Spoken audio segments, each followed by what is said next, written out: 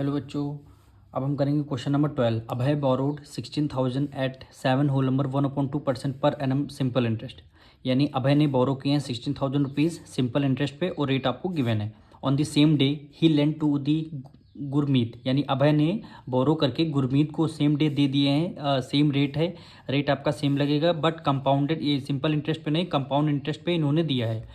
What does he gain at the end of 2 years, यानी 2 साल बाद इनको कितना गेन होगा। तो गेन कैसे निकलेगा? गेन आपका फॉर्मूला होता है कंपाउंड इंटरेस्ट में से सिंपल इंटरेस्ट आपको क्या करना है, माइनस करना है। ये आपका गेन का फॉर्मूला है। और सबसे पहले आप क्या करेंगे, सिंपल इंटरेस्ट निकालना होगा आपको। यानी सिंपल इंटरेस्ट का फॉर्मूला जो आपने 7th क्लास में पढ़ा था, PRT, डिवाइड कर देंगे किससे, 100 से आपको डिवाइड करना। यानी प्रिंसिपल आपको गिवन है 16,000 रुपीज़, रेट आपको 7 टू ज़ा 14 एक 15/2, यानी डिवाइड कर देंगे 15/2। और आपको टाइम कितना है, 2 ईयर्स का आपको टाइम गिवन है। फिर डिवाइड कर देंगे किससे, 100 से। ये यहाँ पे 100 है तो 100 से आपने क्या कर दिया, डिवाइड कर दिया। 2 जीरो से 2 जीरो कैंसिल, 2 से 2 आपका कैंसिल। यानी 16 की मल्टीप्लाई अगर आप 15 से करेंगे, 16 की मल्टीप्लाई अगर 15 से करेंगे 240 आएगा, 240 आएगा। और लास्ट में यहाँ ज़ीरो लगा है तो आपने ज़ीरो लगा दिया, यानी सिंपल इंटरेस्ट आपका 2400 रुपीज़ आया। अब आपको क्या निकालना है, कंपाउंड इंटरेस्ट। कंपाउंड इंटरेस्ट निकालने के लिए सबसे पहले आप क्या करेंगे, अमाउंट निकालना पड़ेगा आपको।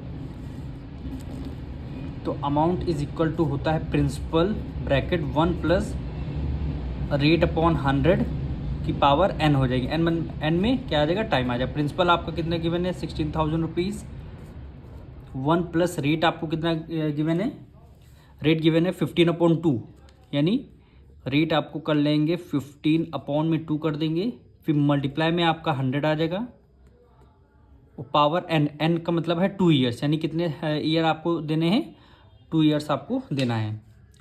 वैल्यू को आपको सॉल्व करना है, यानी 16,000, 5 3 ज़ा 15, 5 2 ज़ा 10 और एक ज़ीरो आ गया,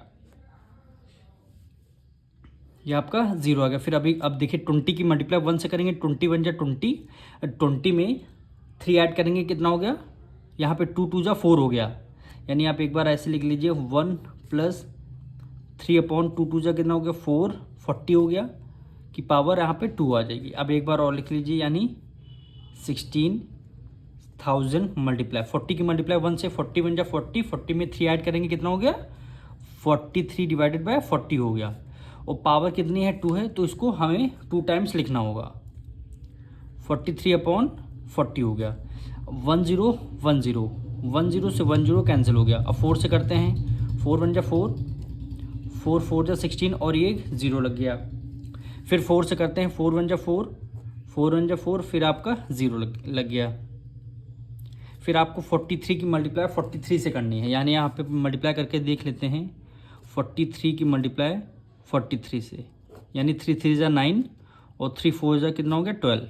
फिर से कर रहे हैं, 4 3 ज़ा 12, 1 कैरी, 4 4 ज़ा 16 एक 17, यानी 9 2 + 2 4, 7 + 1 8 1, यानी 1849।